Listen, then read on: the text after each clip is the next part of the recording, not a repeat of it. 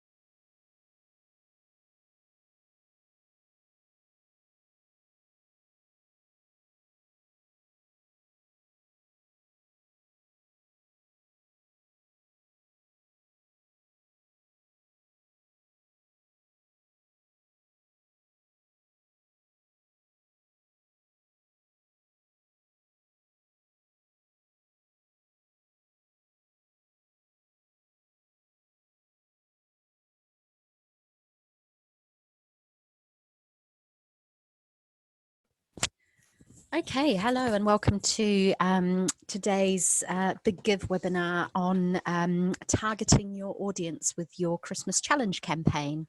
My name's Janine. I work for an organisation called the FSI, the Foundation for Social Improvement, and we've been really pleased to work with the Big Give over the last few years, helping develop the marketing guidebook, which hopefully you can access from your dashboard, and helping organisations to plan and deliver their Christmas Challenge campaign. Hopefully you can all hear everything okay. I think the from my end, it looks like the speaker is showing that it is picking up.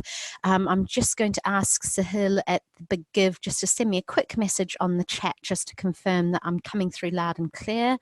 And that the slide is showing as sort of full screen with the front page. So could you just test that for me, Sahil, and just confirm before I move on? Oh, and I've got a confirmation from one of our attendees, so that's perfect. We'll jump in then.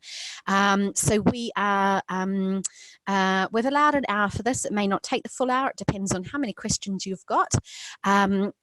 I'll explain a little bit about how the webinar works, just in case this is the first time you've ever accessed a webinar. There will be opportunities to ask questions, but I will be following a slide deck presentation, and you can access a recording of this webinar as well as access the slides after today. And it's been designed to support the marketing guidebook that you'll have access to as well. So the format is around 40-ish minutes of presentation, and we've got time for Q&A at the end. But I'll also take pauses throughout just to check for questions at that point. We'll be taking you through some steps to think about in terms of targeting and segmenting your audience, and some useful tools that you could use as part of your planning for the campaign. What we'll also be sharing are some case studies and examples from charities that ran the campaign successfully last year, to share that learning. And I'd really encourage you to share your own learning if this is not your first time. We can't, we've got everybody on mute, and that's just simply because we've got 70 to 100 people on the call. So if you have a question, please use the chat box or the Q&A function to ask your question. And we will share the Q&A and also the slides following the webinar. So we'll download it and share it to everybody that was registered on the webinar. That will be done by the Big Give. Watch out for more webinars. We've got some more coming up next week. And there'll also be a recording of the webinar that we did that we did earlier in this week as well. And my advice would just be to use this time wisely. You know, you might be taking time over your lunch break to go through this, ask lots of questions, jot down your notes. If you haven't accessed your marketing guidebook yet, you can log into your Big Give account and it's available from your dashboard. So before we get started, I just thought with 75 of you on this call, maybe we'll do a bit of a quick poll just to see who we've got. So I'm going to launch a poll. Depending on how you are dialing in, this should just pop up on your screen if you're on a PC or a laptop. If you're on a phone or maybe some other kind of tablet or device, it may not pop up. If you're not able to participate, don't worry too much. It's just to get a bit of a sense of who we've got on here. So the questions I've asked is it your first Christmas challenge campaign? So yes, maybe it's the first one that you've done, or maybe your charity has participated before, but you have it's your first time involved with it. And of course, the option of no if you've done it before, or maybe you've worked in another organisation or another charity that participated another time. So I'll just give another sort of 10-15 seconds for the final votes to come in and share those back with you.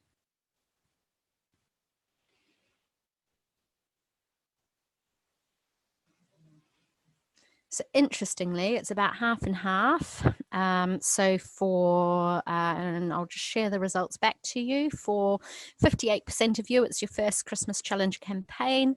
And for 42% of you, this isn't your first rodeo. So for those of you who have done it before, it would be really, really interesting to as we go through, for you to share your insights and learning, and particularly if some of the tools that we talk about, maybe you tried them, maybe you modified them, or you found a different way of doing it. But we'd love to get your thoughts and feedback. So do make use of that chat function to share ideas as well.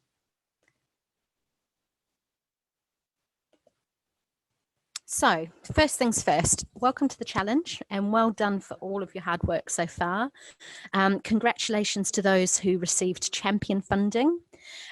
Just a couple of quick reminders. So the campaign dates this year are from midday on the 3rd of December to midday on the 10th of December, and donations are only doubled through that time period. Your dashboard is your key place to go to access all of your resources to help you market the campaign. And the biggest thing we have learned over the years, and certainly from those delivering successful campaigns, is invest the time now in the planning and get as much as you can get done in advance of the week to get your Christmas challenge underway. So it's really great that you're taking time out, you know, a good 6 weeks before the campaign to start that planning. And just the infographic that we've provided gives a quick overview of how the matching works. So just remember, if you didn't receive champion funds, you'll only have pledge funds in your pot, and that's what's used for matching donations. If you did receive champion funds, you have to exhaust your pledge funds before you access the champion funds. So you want to make sure that that you are planning to raise enough to actually access those champion funds as well. If you've got any technical questions about the challenge, we do have Sahil from the Big Give on today's call, so you can post your questions and they'll be able to answer them for you. You can also email info@thebiggive.org.uk. But just to mention from the outset, I'm not heavily involved in the aspects of how the matching or the campaign itself or any of that side of things works, which is why we've got someone from the Big Give on the call. I've had a question just to say that the sound keeps dropping off for someone. So if you are having problems with the sound, I'm just going to check my microphone settings to make sure that they are as high as possible. If you're having problems, because we use the voice, Zoom uses the voice over internet. So sometimes if your connection is not secure, it might go up and down. There is an option with Zoom to join via telephone line. So you might find it easier to go in through that route. There's a number to dial and a PIN to put in, and that will help you. But let me just check my, make sure that my microphone settings are optimized.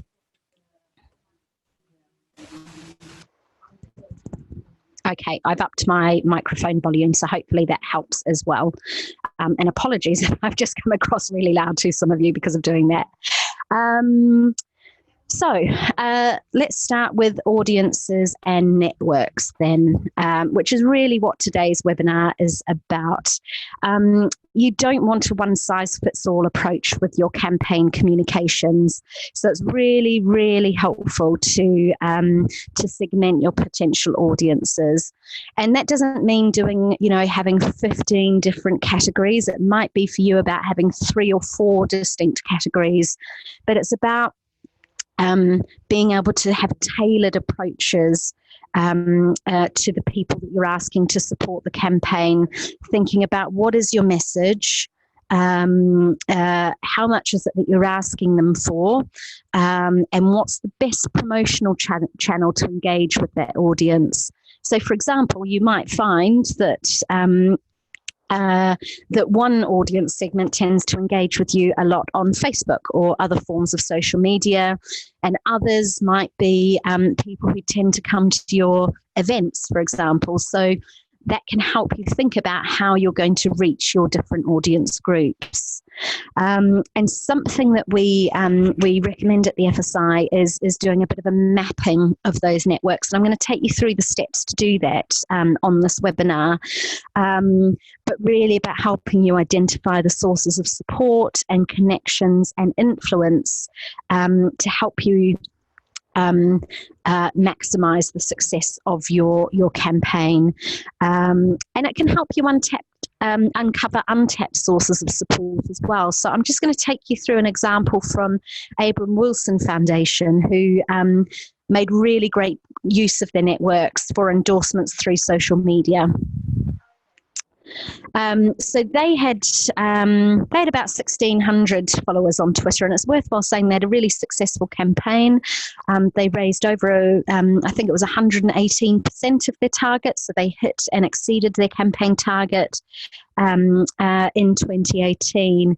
And they had zero marketing budget for the campaign, so no money to spend. And they really wanted to extend their reach and build awareness during the campaign. So actually, by thinking about their networks and engaging with other organisations and individuals who had a much bigger profile than them, they identified their sort of top 7 to 10 social media people that they wanted to share the campaign, who between them had combined follows of some 77,000. They got impressions of nearly 50,000 just over the campaign period, which, thinking about that's a week, that was quite similar to what they would achieve in a typical month. So they were really able to increase awareness of their campaign, and extended their reach and targeted relevant but new audiences. So by thinking through who they had in their networks, they were able to identify who can therefore connect us into networks that we don't currently reach, and who can help us get to new audiences. They achieved additional reach of 18,000 with some of their videos, and as a result of watching one of their campaign videos, 3,919 people took an action. So I think for me, I've just taken some screenshots here of some of those tweets that were out there, but, helping getting the message out there through the networks enabled Abram Wilson Foundation to expand their reach far beyond their own immediate connections within the campaign. So something that can really, really help you to do that effectively is something we call, I mentioned before, network mapping. And there is information in your marketing guidebook around this, as well as a template that you can use. The process generally works best with a team of people. So if you can get a diverse group of people around the table, maybe a couple of your board members, maybe some of your nearest and dearest supporters or volunteers, people involved in your fundraising and helping you deliver the campaign. And it starts with thinking about who are our existing groups of people. So this is by far the best method of establishing your current contacts and their networks. So you'd think about who are the kind of the key categories of stakeholders, I suppose, around our organisation. So you can see in this example with maybe, you know, and if I'm doing this with an organisation, it'll be in a very low-tech way. So we'll start with a big piece of flip chart or maybe a few pieces sort of stuck together, and basically make a spider diagram with the charity in the centre and like spokes to the wheel, the different categories of audiences around the outside. So think about what makes sense in terms of these different groups. It might be for you, it might be slightly different. It might be, you might have something in there for social media followers. You might not break your donors into different amounts. You might split people who've given to you in the past Christmas challenges for the sort of half of you that have done it before. You might have something in there. You might have people who have raised funds for you, so you're kind of fundraisers, if that's makes sense. So people have maybe done a corporate challenge or anything really. So those groups have to make sense to your organisation. Don't just pick the ones that I've put there. So think of all of those different groups. So as we go through, it might be worthwhile just you sort of thinking through some of the steps, and I'll give you a bit of space as we go to kind of work through this exercise just with yourself. So if I can get you thinking about, just find a spare piece of paper somewhere or use the one in your marketing guidebook, or even a post-it note might suffice for the purpose of this. But think about that spider diagram and maybe come up with 2 or 3 categories that are relevant to you. And I'll just give you a minute or 2 for that. I'm going to pop myself on mute while I do that, so don't panic that I've gone away.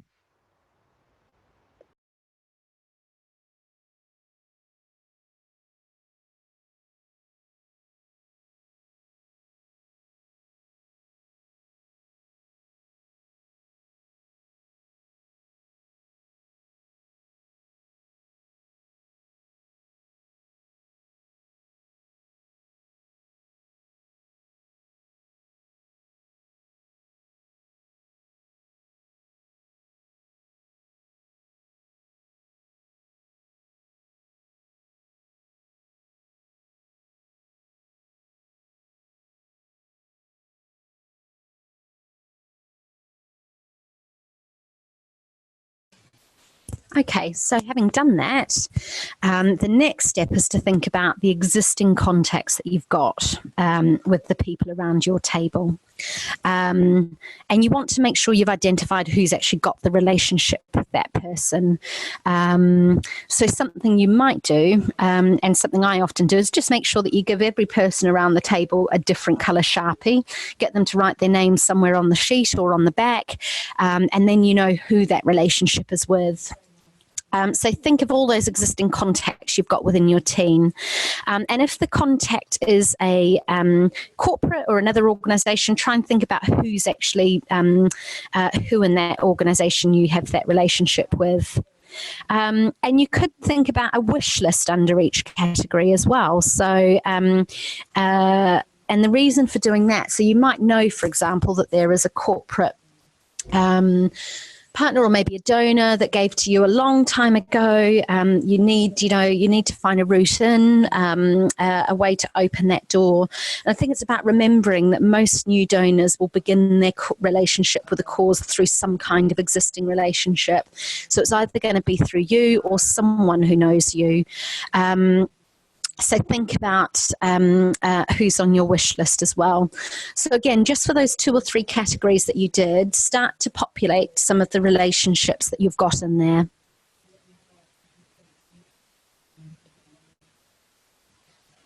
And again, I'll give you a minute or 2 to do that, and I'm just going to pop myself on mute.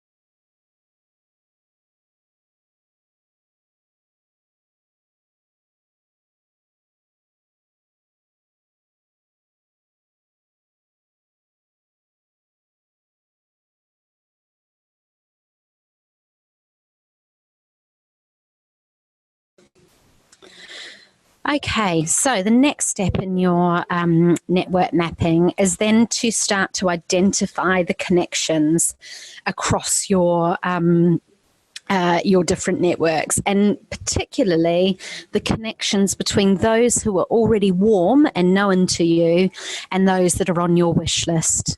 And this can help you decide who's best to approach that person for an ask, particularly for personal approaches, such as telephone calls and meetings. So let's look at this example. You can see a line coming from volunteers from Mark Smith to our Acme Corporation and corporate partners.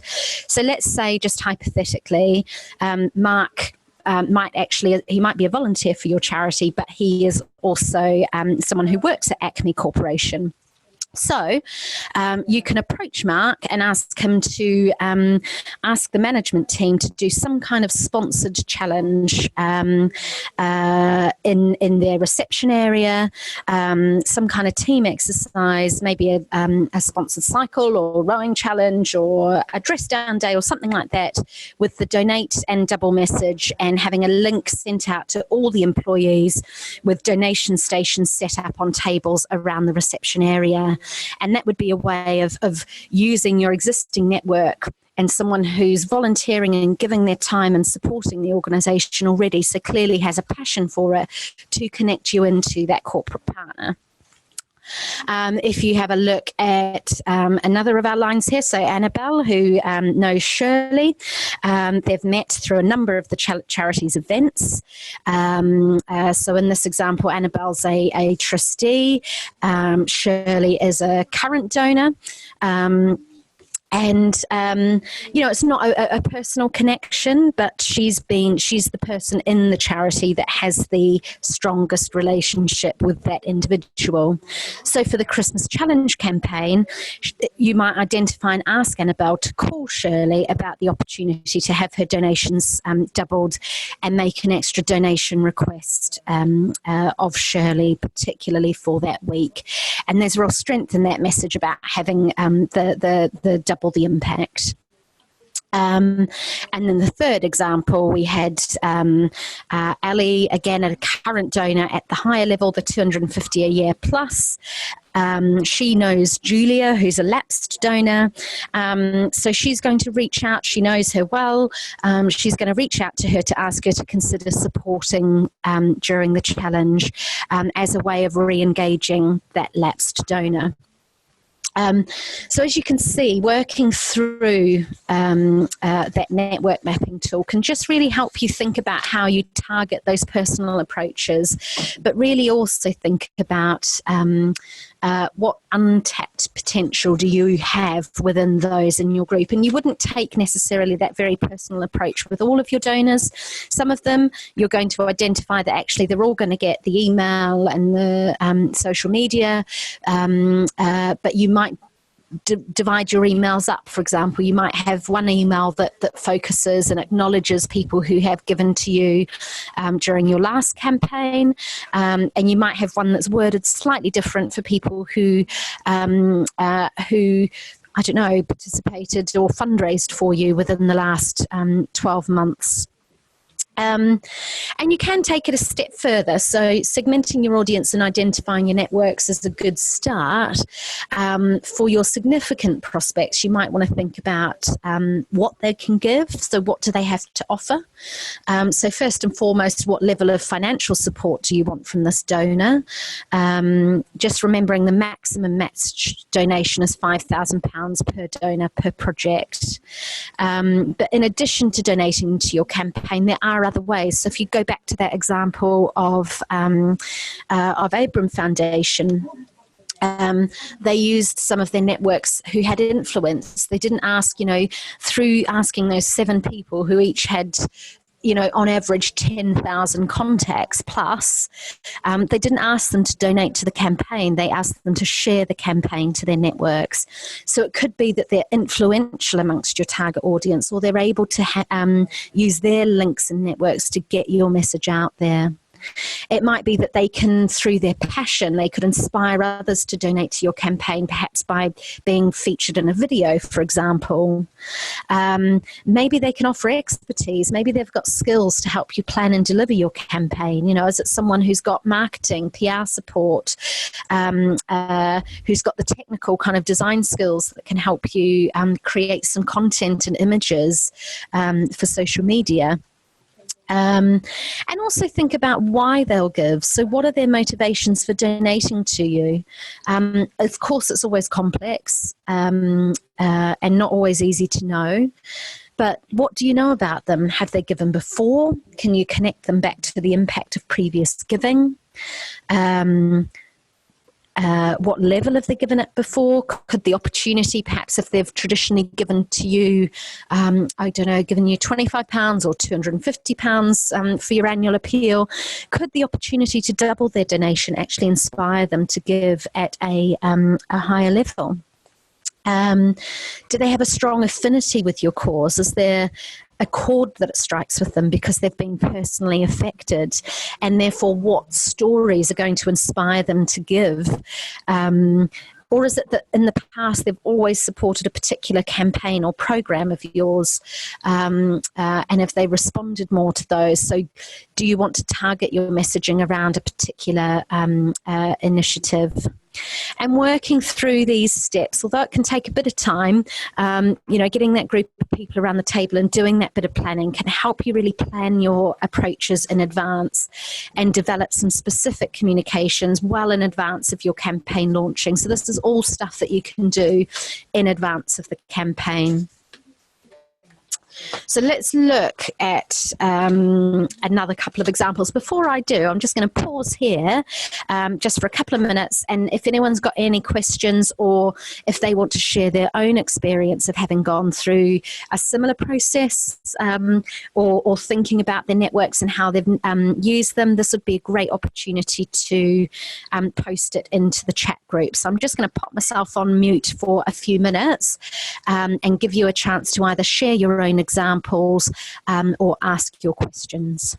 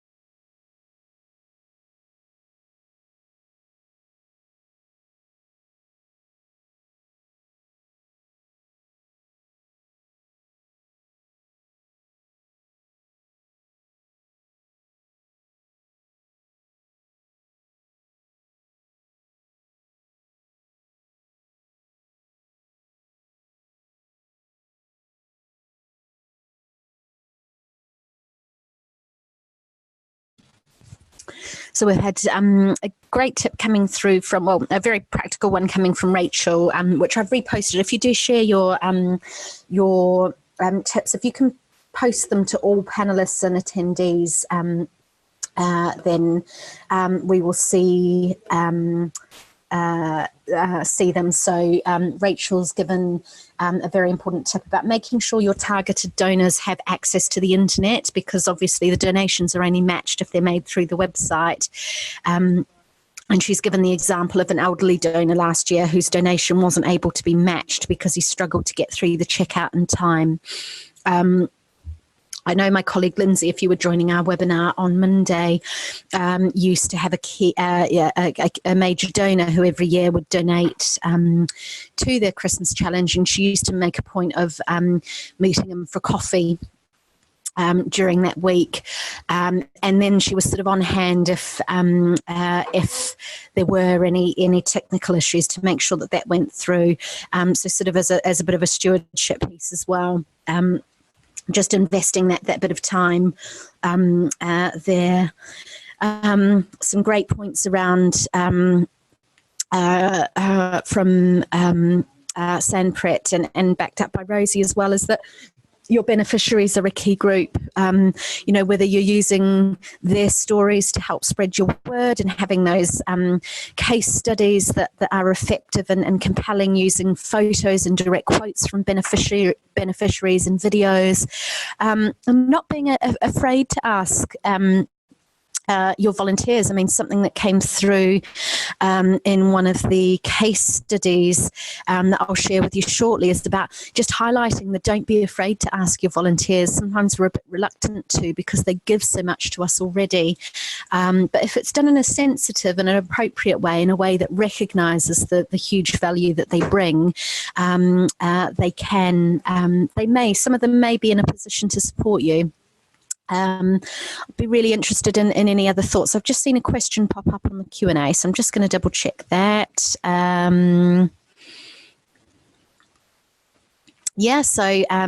Maria's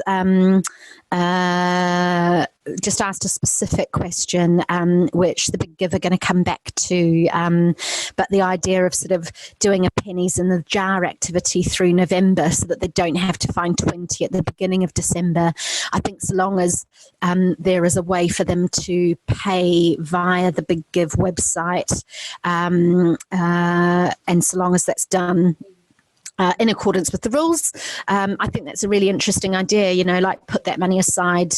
If you donate what you might, you change or sacrifice a coffee each week and put that money aside and donate it.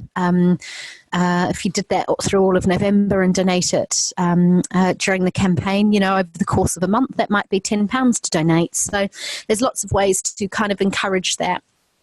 But just remembering they do need to pay through the website from a card. So some great tips and suggestions there. Thank you for that. So let's have a look at these couple of case studies then. So Explore describe themselves as a small charity with a low profile. I don't know if we've got anyone from Explore on the call. Welcome if we do.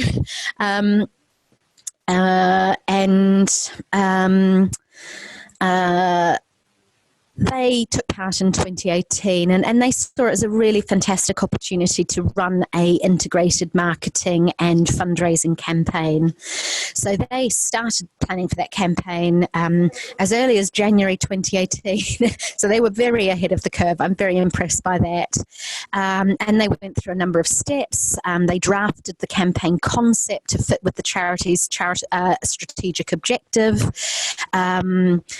And they worked really, really closely with their founder to identify and engage 2 or 3 highly valued past supporters for their pledge funding. So obviously this was all happening in advance of the point that you're up to yet. And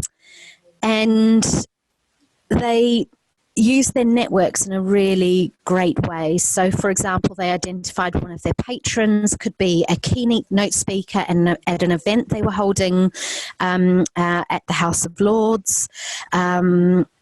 And they used the event and the campaign and the work of the charity to really generate lots of press and PR interest during the campaign. And I think that for me, you know, they identified these different groups. So the founder and his personal networks, high value past supporters, patrons, staff and volunteers and trustees. And they made very, very targeted approaches. So emails and letters, for example, were sent to staff and volunteers and trustees, explaining what the campaign was about and how they could support it, and asking them to share information about the campaign to their own networks. So that's quite an important piece there, is that staff and trustees had communications that they could easily pick up and send on to others. Trustees, you know, they really weren't shy about asking networks to support the campaign. So they asked their trustees to support by making a named gift on the platform. They knew that this visible support would encourage others to donate. They prepared 30 letters for the founder to send personally to his network of past supporters. They invited 50 of their most valued supporters, volunteers and partners to this prestigious event that they held at the House of Lords, which also celebrated their 18th birthday.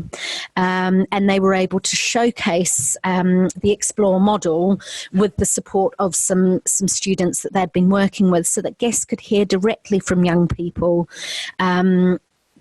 And then they used follow-up email communications to reinforce the campaign. They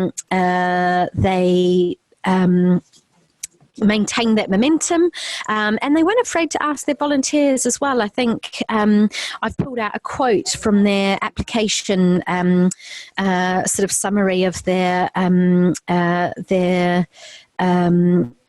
campaign last year, and the point that they say, you know, as charity fundraisers, the last group we often want to ask are our volunteers, but actually they did do it, and they found that several were extremely generous. So one volunteer who gave £400 in their previous year's campaign gave £1,000 to last year's campaign.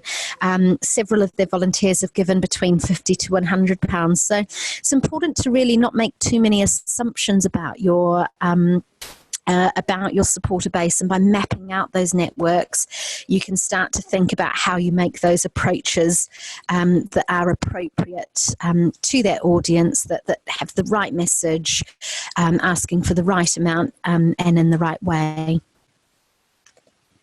I've got another case study here from Spinal Muscular Atrophy UK, and again, welcome if we've got you on today's webinar.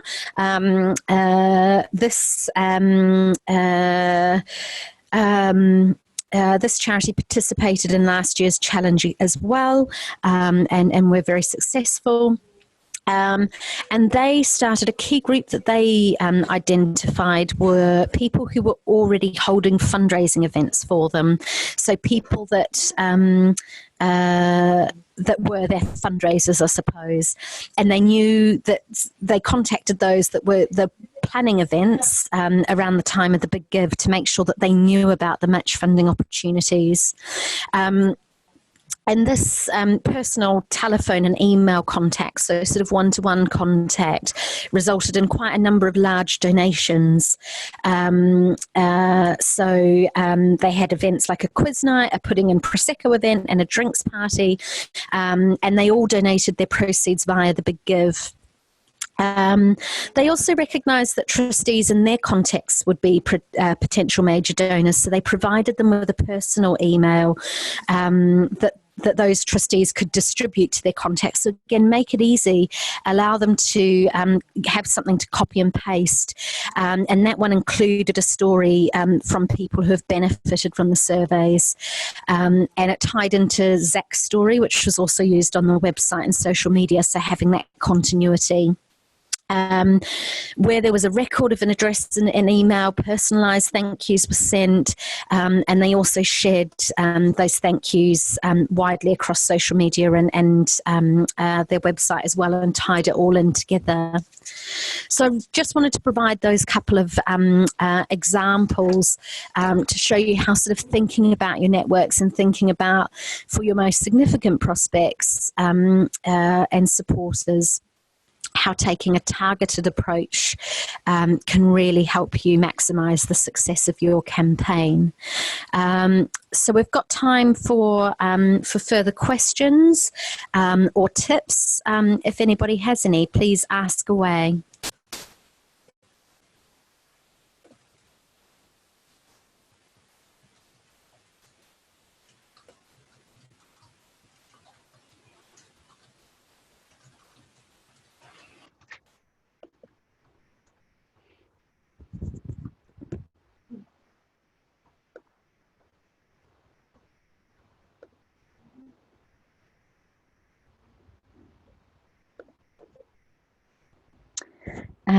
So there's a question there just about when the campaign pages go live on the Big Give website, and I will leave that one for Sahil to respond to. Any advice on the best ways to approach social media follows to encourage them to share your campaign? Be really interested if anyone else has any tips here for Rich to respond to. I suppose if I think about some of the past ones I've come across, just a direct approach. If you know them, and they're your existing followers, just send them a DM. Ask your ask them to share, perhaps give something that they can, if you can send them a link to a post or something that they could share, that would help.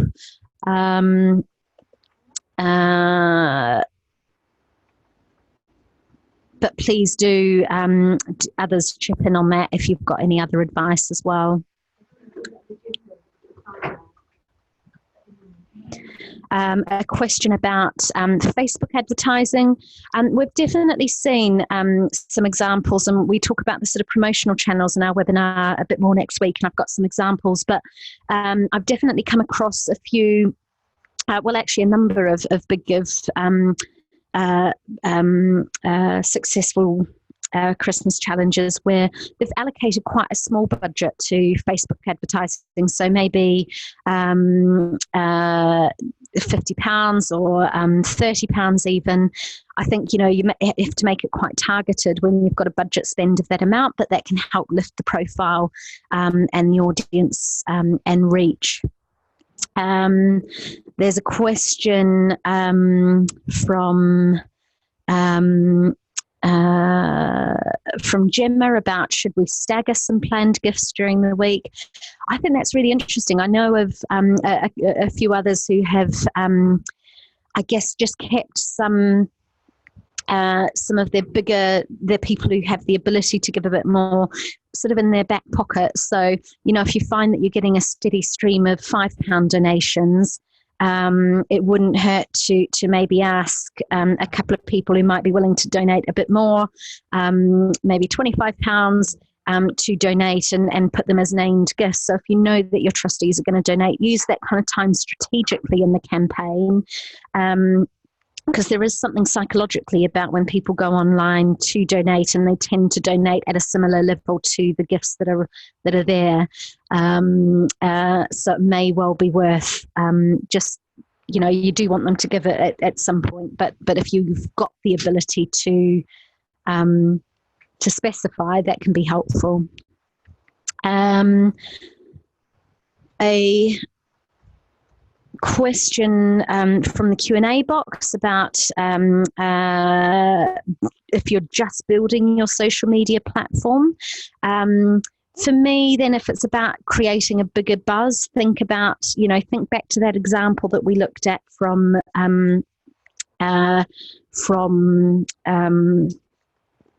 Abraham Wilson Foundation. So have a look at those people that are following you and identify which of those have a bigger reach. So as I say, that they very much specifically focused on 7 people, so their top followers that had the most connections. So that'll take a little bit of time maybe to go through, but maybe that's something you block out on a Friday afternoon, or when you've got a moment, just to sort of do that bit of a trawl through and identify who your top followers are. And I think that will help you to get that buzz. I suppose it's just about making sure that you've got the kind of, you'll follow us on all of your email signatures, that it's on your website, and make it easy for people to find you, and make sure that you're sharing those details and asking people to retweet and share your messages as well. Carol's asking a question about, can anyone offer feedback about the success of campaign emails being either read and actioned? I don't know whether anyone who's on the call is able to share if they've got particular metrics that they use. It is the sort of thing that I think you can find sort of open and click-through rates online, so it might be worthwhile seeing if there's any there, but I think it's just worth thinking carefully. There are some tips in your marketing guidebook about sort of some useful tools. I think there's one where you can sort of put in your you can test your subject line, for example, to see whether it would get picked up by spam filters. So do keep those questions and those tips coming. Thank you for Sanpreet, who recommended, also sort of reiterated that staggering gifts, but also making sure that there are some big gifts early on, so it looks like you're doing well. And again, it's just that psychology of, you know, when you go out to your wider audience, you want to have a decent enough chunk and look like your campaign can be successful, but also having some hold off so that you don't reach your target too soon. So it's a careful, very delicate balancing act, I think, and there's no perfect answer to it.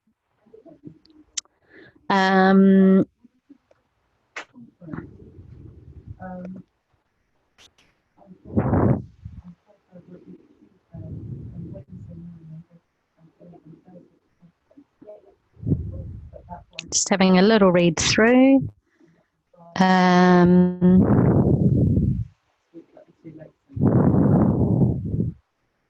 So if anyone has any tips they can share about building a social media platform, or helping to make sure that those campaign emails actually get through, then please do share your thoughts in the chat box there. I think that would help Carol and I've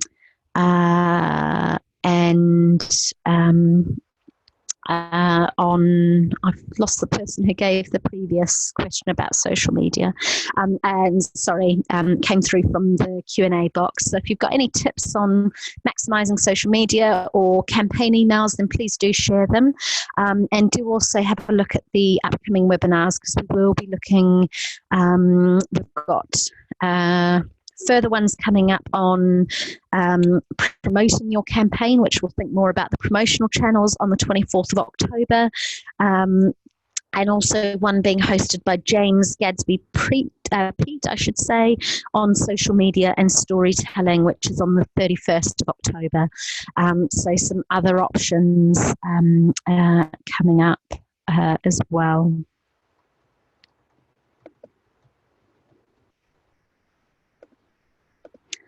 Okay, so just to finish up on some final tips then from the Big Give, you know, do think big. The clue's in the name. Try and reach as many different groups of people as possible to make sure that you hit your target. Maybe there are new avenues or new things that you could test or try out. So if you've never done Facebook advertising before, maybe you could give that a go. Just test it, learn from it, and improve and refine it based on your experience. It's really well worthwhile segmenting your audiences and using that to inform your planning. As I said before, you don't want to overdo it. You don't want to end up with all of these, you're having to do 15 different versions of an email. But do be meticulous in planning the different groups and what you expect them to contribute. You're reducing as much as possible those surprises for yourself during the week. Just a reminder that matching starts at midday on Tuesday, the 3rd of December, which is Giving Tuesday, and it's available until the campaign closes at midday on the 10th of December. And if you've got any follow-up questions after today, do contact info@thebiggive.org.uk for any questions. And just a reminder of the future webinar dates coming up. So we have webinar 3, which will be with myself again around developing your proposition on Monday. That's the same time, same place, Zoom, although a different link, which will be shared with you. We will also then have webinar 4 with my colleague Lindsay on the 24th of October, 1 till 2 p.m. And webinar 5 with James, which is all on social media and storytelling on the 31st of October. So thank you all for attending and participating. Thank you for all the questions and the input. And I wish you every success with your Christmas Challenge campaign. Thank you very much.